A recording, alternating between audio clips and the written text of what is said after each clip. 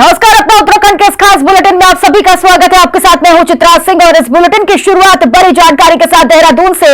स्वच्छता गौरव सम्मान कार्यक्रम में शामिल होंगे सीएम पुष्कर सिंह धामी। बस थोड़ी ही देर में स्वच्छता गौरव सम्मान कार्यक्रम शुरू होने वाला है, जहां होनहार बच्चों को सम्मानित किया जाएगा मुख्यमंत्री पुष्कर सिंह धामी के द्वारा। और शाम में दिल्ली दौरे के लिए भी सीएम पुष्कर सिंह धामी रवाना होंगे। दिल्ली में कई नेताओं से मुलाकात कर सकते हैं सीएम पुष्कर सिंह धामी। तो बड़ी जानकारी देखिए, जहां आज कई होनहार बच्चों को सम्मानित किया जाएगा मुख्यमंत्री पुष्कर सिंह धामी के द्वारा, और इसके बाद शाम में दिल्ली दौरे पर भी रहेंगे। दिल्ली के लिए रवाना हो जाएंगे सीएम पुष्कर सिंह धामी, जहां उनकी मुलाकात कई नेताओं से होने वाली है। तो ऐसे में बड़ी जानकारी आज देहरादून से सामने आ रही है, जहां सीएम पुष्कर सिंह धामी आज देखिए स्वच्छता अभियान के इस कार्यक्रम में शामिल होने वाले हैं।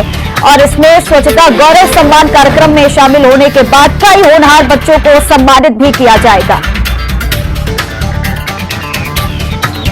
बस थोड़ी ही देर में स्वच्छता गौरव सम्मान कार्यक्रम की शुरुआत हो जाएगी। और देहरादून से एक और बड़ी जानकारी, नवरात्रि के बाद धामी मंत्रिमंडल का विस्तार हो सकता है। सूत्रों के हवाले से बड़ी जानकारी सामने आ रही है, जहां मंत्री पद के आस लगाए बैठे वरिष्ठ विधायकों को जगह दी जा सकती है। सीएम ने अपने जन्मदिन पर देखे मंत्रिमंडल में विस्तार के साफ संकेत दिए थे, और अब ये माना जा रहा है कि नवरात्रि के बाद मंत्री पद की जो आस लगाए विधायक बैठे हैं, उन्हें मंत्रिमंडल में जगह दी जा सकती है। तो इंतजार जो काफी दिनों से चल रहा था मंत्रिमंडल को लेकर के, जो विस्तार किया जाएगा, उस पर कहीं ना कहीं अब विराम लगने वाला है। नवरात्रि के बाद धामी मंत्रिमंडल का विस्तार हो सकता है। इतना ही नहीं, फेरबदल के भी आसार नजर आ रहे हैं, क्योंकि लगातार दिल्ली दौरे पर भी सीएम पुष्कर सिंह धामी बने रहे हैं। ऐसे में यह माना जा रहा था कि कई दिल्ली के दौरे होने के बाद मंत्रिमंडल में विस्तार किया जा सकता है, लेकिन इसका नतीजा नहीं मिला। लेकिन अब यह जानकारी सूत्रों के हवाले से कि बहुत जल्द मंत्रिमंडल का विस्तार किया जाएगा, और जो 3 पद खाली पड़े हैं उन पर जल्द ही विधायकों को भी भर्ती यानी मंत्री पद की जिम्मेदारी सौंपी जाएगी। और ज्यादा जानकारी के साथ हमारे सहयोगी अशोक जुड़ चुके हैं तमाम जानकारी के साथ। अशोक, देखिए काफी लंबे वक्त से इसका इंतजार था, अब कहा जा रहा है नवरात्रि के बाद मंत्रिमंडल का विस्तार भी, और क्या फेरबदल भी होने वाला है? देखिए, बिल्कुल आपको बता दूं कि काफी लंबे समय से इसका इंतजार था ही नहीं, बल्कि इंतजार है भी काफी लंबे समय से अगर बात की जाए, क्योंकि मार्च में जब मुख्यमंत्री पुष्कर सिंह धामी ने दोबारा जो है मुख्यमंत्री पद की शपथ ली थी, उस दौरान जब 8 मंत्रियों ने जो है 8 जो मंत्री हैं उन्होंने शपथ ली थी, उसी के बाद से कहीं ना कहीं चर्चा भी चल रही थी कि जल्दी जो 3 और जो मंत्री हैं उनको 3 जो नए मंत्री हैं वो भी बनाए जाएंगे। और लगातार ये देखा जाता है कि जब भी मुख्यमंत्री का जो दिल्ली दौरा होता है, उसके बाद से कहीं लगातार ही देखा जाता है कि कई तरह के कयास ऐसे में लगाए जाते हैं कि मंत्रिमंडल में विस्तार होगा। लेकिन काफी लंबे समय से ये चर्चा चली आ रही है, लेकिन अब वहीं सूत्रों के हवाले से ये खबर मिली है कि नवरात्रों के ठीक बाद मंत्रिमंडल का विस्तार होगा। ना सिर्फ विस्तार होगा, बल्कि कहीं ना कहीं अब जो सूत्रों के हवाले से खबर आ रही है कि इसमें फेरबदल भी हो सकता है। इससे पहले की जो लगातार खबरें आ रही थी सूत्रों के हवाले से कि मंत्रिमंडल का विस्तार होगा, जल्दी जो 3 रिक्त पद हैं उनको भरा जाएगा, लेकिन अब इसमें फेरबदल की भी बात सामने आ रही है। ये कहना बहुत ही मुश्किल, कहना आने वाले समय पर पता चलेगा कि किसको बाहर का रास्ता दिखाया जा सकता है। लेकिन 3 जो पद भरे जाएंगे वो कौन से होंगे, कौन जो 3 पदों पर कौन से नए चेहरे वो होंगे, ये आने वाले वक्त पर पता चलेगा। हालांकि इसको लेकर के अभी साफ तौर पर देखा यह जा रहा है, जो पार्टी के जो वरिष्ठ नेता हैं या फिर जो विधायक हैं, वो लगातार पार्टी के चक्कर काटते हुए नजर आ रहे हैं, और साफ तौर पर कहीं ना कहीं अपना रिपोर्ट कार्ड भी एक पेश करने को लेकर के पार्टी कार्यालय के चक्कर काटते हुए साफ तौर पर दिखाई दे रहे हैं। लेकिन सूत्रों के हवाले से जो खबर मिली है कि नवरात्रों के बाद मंत्रिमंडल का विस्तार होगा और उसमें किन 3 चेहरों को रखा जाएगा, ये आने वाले वक्त पर ही पता चलेगा। क्योंकि आपको बता दूं कि हाल ही में मुख्यमंत्री जो है दिल्ली दौरे से लौटे हैं, और इस दिल्ली दौरे के दौरान उनकी केंद्रीय गृह मंत्री अमित शाह से भी मुलाकात हुई। हालांकि जब इसको लेकर के खुद मुख्यमंत्री से जब ये सवाल किया गया था, तो उन्होंने इसको लेकर के साफ तौर पर यह बात कही है कि मंत्रिमंडल विस्तार को लेकर अभी कोई चर्चा नहीं हुई, आपदा को लेकर और इसके अलावा कई अन्य मुद्दों को लेकर के उनसे चर्चा हुई है। लेकिन लगातार इस समय बात करें तो सियासी बाजार इस समय गर्म है, मंत्रिमंडल का विस्तार जल्द ही यहां पर हो सकता है। सूत्रों के हवाले से ऐसे खबर मिल रही है, लेकिन ये आने वाले वक्त पर ही पता चलेगा कि क्या इस मंत्रिमंडल धामी जो मंत्रिमंडल है उसमें फेरबदल होगा, या और जो आने वाले जो 3 नए चेहरे होंगे उसमें कहां पर किसको प्राथमिकता दी जाएगी, ये आने वाला वक्त ही बता पाएगा। बिल्कुल, और ऐसे में देखिए बेहद खुशखबरी के तौर पर भी कई विधायक आस लगाए भी बैठे होंगे कि शायद उनको जगह दी जाए मंत्रिमंडल में, लेकिन क्या नामों की चर्चा हुई है? क्योंकि लगातार कयास भी देखिए यहां पर लगाए जा रहे हैं कि शायद इस विधायक का नाम हो, इस विधायक का नाम हो। तो ऐसे में जो 3 पद खाली पड़े हैं, तो क्या कई नामों की चर्चा भी है? इस बारे में कोई जानकारी कि कौन से नाम इस समय लिस्ट में बने हुए हैं? देखिए बिल्कुल यहाँ पर नामों की चर्चा को लेकर अगर बात की जाए तो नामों की चर्चा को लेकर अभी तक कोई भी ऐसा नाम अभी सामने नहीं आया है। हालांकि इससे पहले जब बीच में चर्चा हो रही थी तो कहीं प्रदीप टम्टा का ऐसे में नाम आया था, उसके अलावा और भी कई ऐसे विधायक थे जिनके कई नाम ऐसे में सामने आए थे।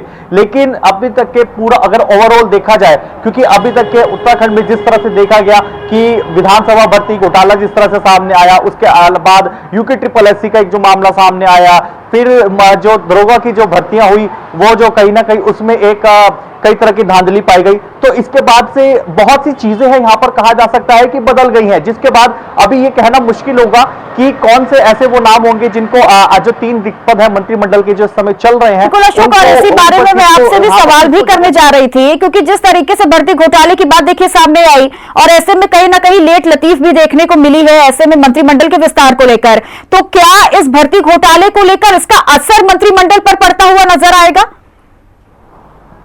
निश्चित तौर पर मैंने आपको कहा ना कि अभी तक के जो मामले सामने आए हैं उसके बाद से चीजें और जो हालात है वो बहुत ज्यादा ऐसे में बदल चुके हैं, और यहां पर कहा जा सकता है कि अपने आप में उनका मुख्यमंत्री पुष्कर सिंह धामी के लिए भी अपने आप में एक बहुत बड़ी चुनौती भी जरूर रहेगी, क्योंकि सभी जो विधायक है, जो वरिष्ठ नेता है, अपना अपना रिपोर्ट कार्ड लेकर के पार्टी कार्यालय भी पहुंच रहे हैं। अपना एक जिस तरह से उनका काम करने का उनकी जो कार्यशैली है वो उसका एक रिपोर्ट कार्ड वो उनके द्वारा रखा भी जा रहा है। लेकिन किस पर मोहर लगेगी, किसको मंत्रिमंडल में जगह मिलेगी, और अगर इसमें फेरबदल होता है तो किस पर गाज गिरेगी, किसको मंत्रिमंडल से बाहर का रास्ता दिखाया जाएगा, ये आने वाला वक्त ही बता पाएगा।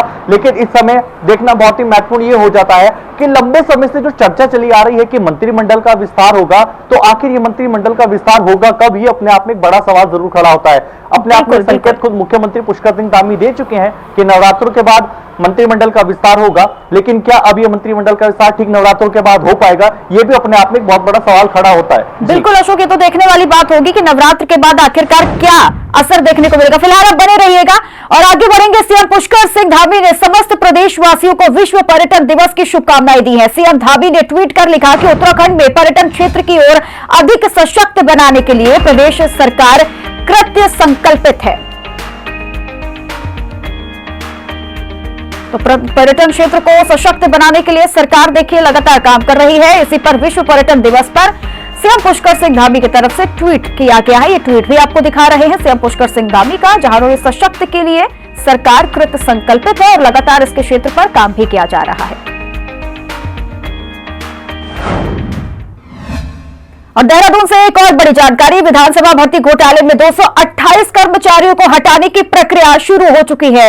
हटाए गए कर्मचारियों को देखे निरस्तीकरण पत्र भी बांटे जा रहे हैं। सचिवालय की ओर से 50 कर्मचारियों को सेवा समाप्ति के पत्र जारी किए गए हैं। कर्मचारियों के आक्रोश को लेकर विधानसभा में कड़ी सुरक्षा के इंतजाम भी किए गए हैं। तो बड़ी जानकारी, सचिवालय से देखिए 50 कर्मचारियों को सेवा समाप्ति के पत्र जारी किए गए और लगातार 200 से ज्यादा कर्मचारियों को भी हटाया गया है। निरस्तीकरण जो पत्र है उन्हें भी सौंपे गए हैं। तो बड़ी जानकारी, कर्मचारियों के आक्रोश को लेकर विधानसभा में अब सुरक्षा के भी कड़े इंतजाम किए गए हैं कि किसी भी तरह का कोई प्रदर्शन या विरोध ना देखा जाए। तो विधानसभा भर्ती घोटाले में 228 कर्मचारियों को हटाने की जो प्रक्रिया है उसे शुरू किया जा चुका है और अब तक देखिए हटाए गए कर्मचारियों को निरस्तीकरण पत्र भी सौंपे गए हैं। और ज्यादा जानकारी के साथ एक बार फिर से अशोक हमारे सहयोगी जुड़ चुके हैं। अशोक, देखिए लगातार इस पर जितनी जद के साथ काम आगे बढ़ रहा है, अब कर्मचारियों पर भी गाज गिरी है, उन्हें हटाया भी गया है। क्या अपडेट आपके पास इस पूरे मामले को लेकर? देखिए बिल्कुल ये बात किसी से भी छुपी नहीं है। सभी जानते हैं कि विधानसभा की जो भर्तियां हुई हैं, जब से उत्तराखंड राज्य में जो विधानसभा का गठन हुआ उसके बाद से जो कई भर्तियां ऐसी हुई है जो कि बैकडोर से हुई हैं, उसमें भर्तियों में कई तरह की अनियमितताएं पाई गई हैं, और जिसको ध्यान में रखते हुए उन जो तमाम जो भर्तियां जिसमें अनियमितता पाई गई उसको खुद विधानसभा अध्यक्ष जो है रीति खंडूरी द्वारा उनको निरस्त कर दिया गया है। क्योंकि समिति द्वारा भी जब ये रिपोर्ट पेश की गई थी उसमें भी समिति ने यह साफ तौर पर सिफारिश की थी कि इन सभी जो यहाँ भर्तियां हुई है उसको निरस्त कर दिया गया, और ऑन द स्पॉट ही यहाँ पर विधानसभा अध्यक्ष रीतू खंडूरी ने उस पर एक्शन लेते हुए तमाम जो भर्तियां है जो बैकडोर के माध्यम से हुई या फिर जो गलत तरीके से हुई है उसको निरस्त कर दिया गया। उसके आदेश जब जारी हुए तो फिर उसके बाद खुद मुख्यमंत्री पुष्कर सिंह धामी ने भी विधानसभा अध्यक्ष द्वारा जो आदेश जारी हुए उसको तत्काल ही उसको कहा गया कि उसको फॉलो किया जाए, उसका आदेशों का तत्काल रहता है उसका पालन किया जाए। और अब इसके बाद देखा जा रहा है कि इस पूरे मामले पर बहुत ही तेजी के साथ यानी कि कहा जा सकता है कि फास्ट ट्रैक की तरह कार्रवाई इसमें की जा रही है। जो कर्मचारी को जिनको बाहर का रास्ता दिखा दिया गया है उनको सस्पेंशन और उनको टर्मिनेशन के ऑर्डर लगातार दिए जा रहे हैं। अब तक सचिवालय की ओर से भी कई ऐसे कर्मचारी हैं जिनको जो बाहर का रास्ता दिखाया गया है उनको टर्मिनेशन का ऑर्डर भी दे दिया गया है। लेकिन कहीं ना कहीं इस पूरे मामले को लेकर के विधानसभा में सुरक्षा के लिहाज से भी अगर देखा जाए तो पुख्ता इंतजाम किए गए हैं, क्योंकि जाहिर है यहाँ पर कि जब कर्मचारियों को बाहर का ऐसे में रास्ता दिखाया जाएगा तो उनमें कहीं ना कहीं आक्रोश जरूर देखने को मिलेगा। और इसी के मद्देनजर जो है इस पूरे मामले को लेकर विधानसभा में सचिवालय में सुरक्षा के भी पुख्ता इंतजाम किए गए हैं, और लगातार इसमें देखा जा रहा है कि जो कार्रवाई है वो काफी तेजी के साथ आगे बढ़ती हुई दिखाई दे रही है। जी बिल्कुल, बहुत तेजी के साथ देखिए कार्रवाई भी आगे बढ़ रही है, लेकिन ऐसे में विधानसभा में सुरक्षा के इंतजाम किए गए हैं, तो क्या ऐसी कोई प्रतिक्रिया अभी तक कर्मचारियों की तरफ से सामने आई है कि जिसके डर की वजह से विधानसभा में सुरक्षा के इंतजाम किए गए हैं? कोई हलचल इस वक्त क्या बनी हुई है वहां पर? देखिए बिल्कुल अभी तक के ऐसी कोई भी हलचल हालांकि विधानसभा में अब तक के देखने को नहीं मिली है, लेकिन निश्चित तौर पर जैसे कि मैंने आपको पहले भी कहा, जब किसी कर्मचारी को बाहर का रास्ता ऐसे में दिखाया जाता है तो कहीं ना कहीं उसमें आक्रोश जरूर देखने को मिलता है। अब तक की ऐसी कोई भी हलचल नहीं यहाँ पर देखने को मिली है, लेकिन यहाँ पर कहा जा सकता है कि सरकार भी, शासन हो या प्रशासन, किसी भी तरह का कोई भी रिस्क ऐसे में नहीं उठाना चाहता। इसीलिए पूरी तरह से जो सुरक्षा के लिहाज से सख्ती वहां पर साफ तौर पर जो है सुरक्षा का लिहाज से एक कड़ाई जो सुरक्षा है वहां पर रखी गई है, ताकि अगर कर्मचारियों में किसी तरह का कोई आक्रोश भी ऐसे में देखने को मिलता है तो समय रहते हैं वहां पर हालात जो है उनको काबू किया जा सके। जी ठीक है अशोक, आपका बहुत बहुत शुक्रिया तमाम जानकारी देने के लिए। और वहीं कानून व्यवस्था के मुद्दे पर सीएम पुष्कर सिंह धामी ने सख्त रुख अख्तियार कर लिया है। मुख्यमंत्री ने अराजक तत्वों के साथ साथ अपराधियों पर कड़ी कार्रवाई के निर्देश दिए हैं। सीएम ने कहा है कि अपराधी चाहे कोई भी हो उसे कानून के शिकंजे में जरूर लाया जाएगा।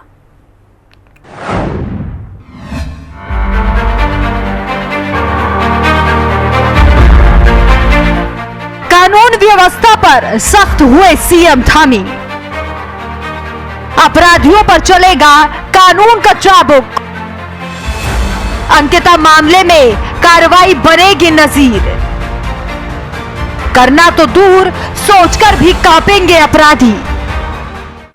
अंकिता हत्याकांड के बाद सीएम धामी ने अपराधियों पर लगाम लगाने को कमर कस ली है।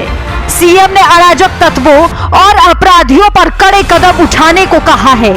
कानून व्यवस्था की समीक्षा के दौरान मुख्यमंत्री ने होटल, रिजॉर्ट या धार्मिक कामों के नाम पर चल रहे अतिक्रमण पर सख्ती के निर्देश दिए हैं। सीएम ने प्रदेश के सभी जिलों में मदरसों के सत्यापन के साथ ही डेमोग्राफिक चेंज के मामलों में भी सख्त कार्रवाई करने के निर्देश दिए हैं। सीएम ने कहा है कि बाहरी राज्यों से आ रहे लोगों की गतिविधियों पर नजर रखी जाएगी। भविष्य में जनसंख्या घनत्व के कारण किसी को परेशानी का सामना न करना पड़े, इसे भी सुनिश्चित किया जाए। सीएम का कहना है कि हाल ही में हुई घटना से राज्य की छवि धूमिल हुई है। ऐसे में भविष्य में ऐसी घटना नहीं हो, इसके लिए प्रशासन को सतर्क रहना होगा।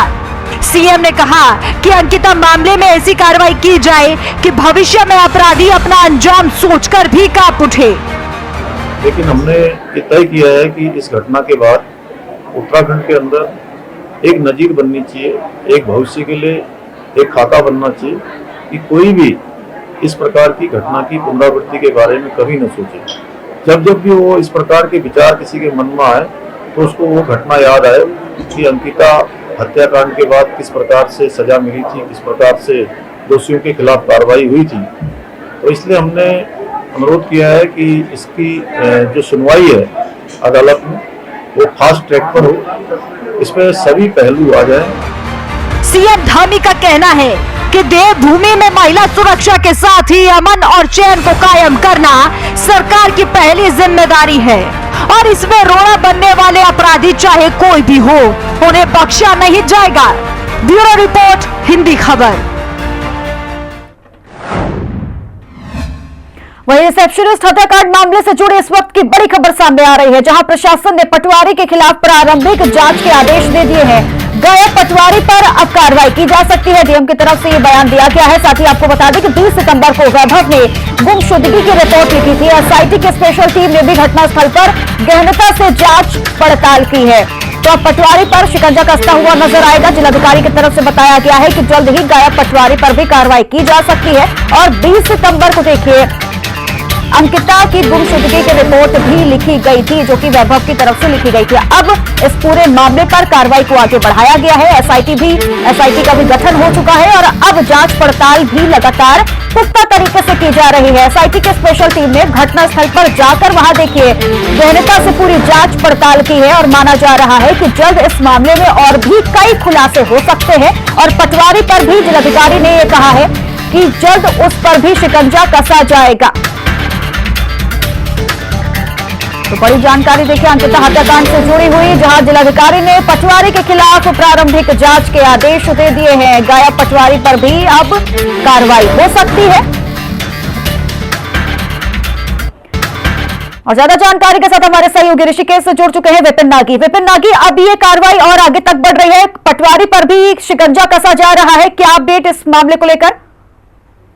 बिल्कुल चित्रा, जिस तरह से अंकिता हत्याकांड एक छोटा सा अब ये घटना नहीं रही है, पूरे देश और दुनिया में इस घटना के बारे में पता चल चुका है। जिस तरह से ये अंकिता भंडारी के साथ ये जो घटना हुई है, इसको लेकर पटवारी पहले से इन्वॉल्वमेंट माना जाता था, पर उसके बाद उसके खिलाफ कोई पुख्ता सबूत नहीं थे। पर अब जिस तरह से कड़ियां जुड़ती चली जा रही है, उसके बाद लगता है कि अब पटवारी भी शिकंजे में आ गया। तो पटवारी के साथ साथ ये कड़ियां अब आगे खुलती चली जाएंगी, क्योंकि पुलिस प्रशासन और पुलिस के साथ साथ सरकार लगातार जो है इस खबर पे जो है लगातार जो है अपनी ओर से कहीं ना कहीं बहस से जो है उलझाती चली जा रही है।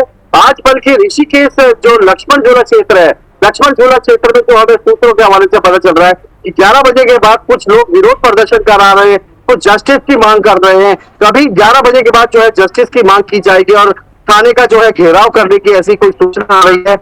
के भी सूत्र बता है, अभी हम लोग वहां पर मौके पे पहुंचे हैं। जिस तरह से चित्रा पूरा मामला डेली बढ़ता चला जा रहा है और कहीं ना कहीं जिस तरह से चाहे टीम की बात करें, जो टीम गठन की गई थी वो पहुंची थी कल, और लगातार आज यहाँ पर अगर थाने में अगर कुछ होता है तो लगातार जिस तरह से घटनाक्रम में अब कड़ियां जुड़ती चली जा रही है, इसको लेकर लगता है कि अंकिता हत्याकांड एक छोटा कांड नहीं, बहुत सोची समझी साजिश जो ये 3 जो लोग लड़के थे, इन्होंने पूर्व तारीख की बात करी या इनके दोस्तों की बात करें, सबने मिलकर की थी। अब कड़ियां जो है खोलती चली जा रही है पुलिस, और देखने वाली बात ये रहेगी कि उत्तराखंड के अंदर इतना बड़ा जो घटनाक्रम हुआ है, अब इसमें किस तरह से चित्रा अब ये पुलिस जो है अपनी ओर से वर्कआउट करेगी, जो दोषियों को है वो सजा जो है वो जो सजा मिलनी चाहिए वो उनको मिलेगी। और सबसे बड़ी बात इसमें चित्रा ये भी है कि जो पब्लिक जो जनता का कहना है कि चित्रा के जो अंकिता के हैं वो जितने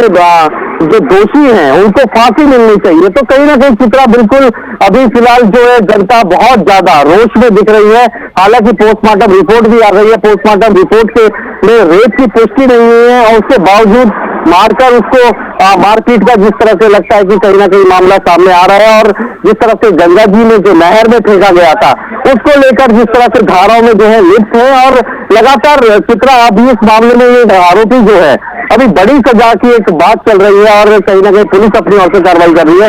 तो जल्द जो है इसमें जो है अंकिता हत्याकांड का जो है पूरा और ढंग से खुलासा हो पाएगा। जी ठीक है, एसआईटी का देखिए गठन भी हुआ है और शुरुआती तौर पर जब बुलडोजर चलाया गया रिजॉर्ट पर तो ये भी कहा गया परिजनों की तरफ से, कई लोगों ने इस बात पर सवाल भी उठाए कि बुलडोजर वहीं पे चला जहां पर अंकिता रहती थी, तो ऐसे में जो पुख्ता सबूत भी अगर मिल जाते तो वो भी गायब हो गए होंगे। यानी एक तरह से लापरवाही के साथ में जबरदस्ती एक ना एक दबाव बनाने की कोशिश भी की जा रही थी। तो ऐसे में क्या एसआईटी की तरफ से अभी जो जांच शुरू की गई है, कोई पुख्ता जानकारी मिल पाई है इस मामले को लेकर के? पटवारी की रही बात, तो इस पर यह भी सवाल उठते हैं कि शुरुआत में उसको लेकर के हिरासत में लेकर क्यों नहीं सवाल किया गया, क्यों नहीं पूछताछ की गई? ये बिल्कुल चित्रा, जिस तरह से पूरा रहस्य में ये मामला बना हुआ था और जिस तरह से एसआईटी टीम जो यहाँ पर ऋषिकेश पहुंची थी, कल लक्ष्मण झूला में भी उन्होंने जांच करी, कहीं ना कहीं पूछताछ करी जो आरोपी थे, और साथ साथ लगातार जिस तरह से वहां पर रिजॉर्ट की बात करें, वनंतरा वहां पर भी पहुंची थी, आसपास गंगा भोगपुर की बात करें जो क्षेत्र में पड़ता है, वहां पर भी लोगों से पूछा, आसपास के लोगों से जानकारी ली कि कैसा इनका व्यवहार था, क्या क्या चीज थी। तो तमाम जानकारियों के साथ साथ लगातार जिस तरह से एसआईटी टीम के साथ साथ पुलिस भी अपनी ओर से वर्कआउट कर रही है।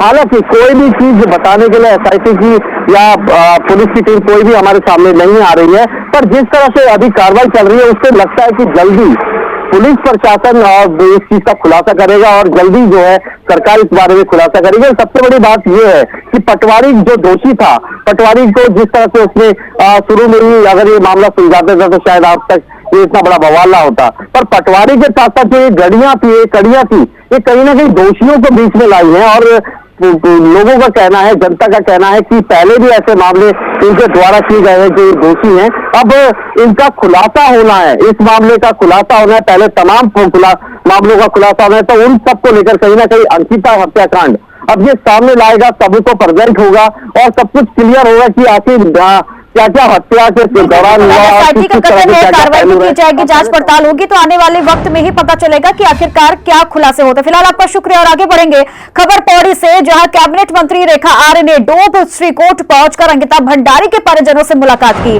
कैबिनेट मंत्री रेखा आर्य ने शोक संतप्त पीड़ित परिजनों को सांत्वना दी और परिजनों को ढांढस भी बंधाया। रेखा आर्य ने कहा कि दुख की इस घड़ी में पूरी सरकार और उनका स्वयं का बाल विकास विभाग परिजनों के साथ खड़ा हुआ है। इस पूरे मामले में सरकार ने अपनी तत्परता और गंभीरता दिखाते हुए दोषियों को तुरंत गिरफ्तार किया और साथ ही अवैध रिजॉर्ट पर बुलडोजर चलाया। वो कैसे हिम्मत अपने साथ, जिस प्रकार से आर्थिक हालात हैं उन हालातों को देखते हुए विभाग की कर्मचारी होने के नाते भी और महिला और मैं कह सकती हूँ इस पीड़ा में उनके हिस्सा होने के नाते भी मुझसे जो हो सकता है वो मदद पूर्णतः हम लोग पहुँचाएंगे।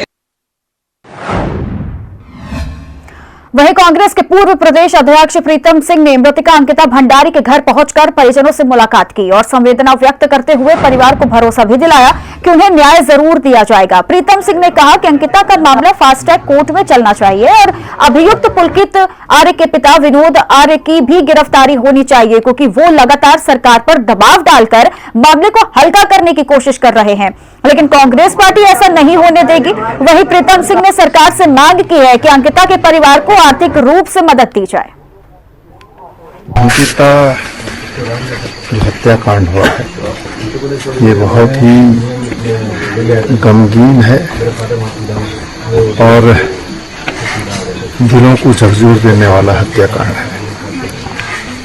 और जिन लोगों ने इस हत्याकांड को अंजाम देने का काम किया है, फास्ट ट्रैक कोर्ट पे उसकी सुनवाई होनी चाहिए और जो दोषी हैं निश्चित रूप से हम न्याय व्यवस्था पर पूरा विश्वास रखते हुए जरूर कहना चाहेंगे कि ऐसे लोगों को, ऐसे दरिंदों को फांसी की सजा मिलनी चाहिए। अब देखिए, देवभूमि में भी अंकिता हत्याकांड के बाद प्रशासन काफी ज्यादा अलर्ट मोड पर दिखाई दे रही है। जगह जगह प्रशासन द्वारा होटलों पर छापेमारी की जा रही है। इसी क्रम में जिला उधम सिंह नगर के जसपुर इलाके में एसडीएम द्वारा होटलों पर छापेमारी की गई, जहां कई होटलों पर अनियमितताएं भी पाई गई। वहीं एसडीएम सीमा विश्वकर्मा ने बताया कि जिलाधिकारी उधम सिंह नगर के निर्देशों के बाद क्षेत्र के होटलों की चेकिंग की गई, जिसमें कुछ होटल संदिग्ध प्रतीत हो रहे थे, जिसकी रिपोर्ट जिलाधिकारी को भेज दी गई है, जिसके बाद संयुक्त टीम के बाद जांच कराकर कार्रवाई की जाएगी। वहीं 6 होटल पर छापेमारी की गई, जिसमें 2 होटलों को बंद कराया गया है। महोदय के निर्देश में हमारे द्वारा जो जसपुर के सारे होटलों की चेकिंग की गई थी, जिसमें कि कुछ होटल ऐसे थे कि जो संदिग्ध प्रतीत हो रहे थे, तो उनकी रिपोर्ट डीएम सर को भेज दी जाएगी, क्योंकि इसके बाद एक संयुक्त टीम के द्वारा उसमें इंस्पेक्शन किया जाएगा और जो भी संदिग्धता हमको पाई गई थी उसकी पुष्टि की जाएगी। और चलिए अपना उत्तराखंड के इस खास बुलेटिन में फिलहाल के लिए इतना ही, लेकिन आप बने रहे हिंद खबर के साथ। नमस्कार।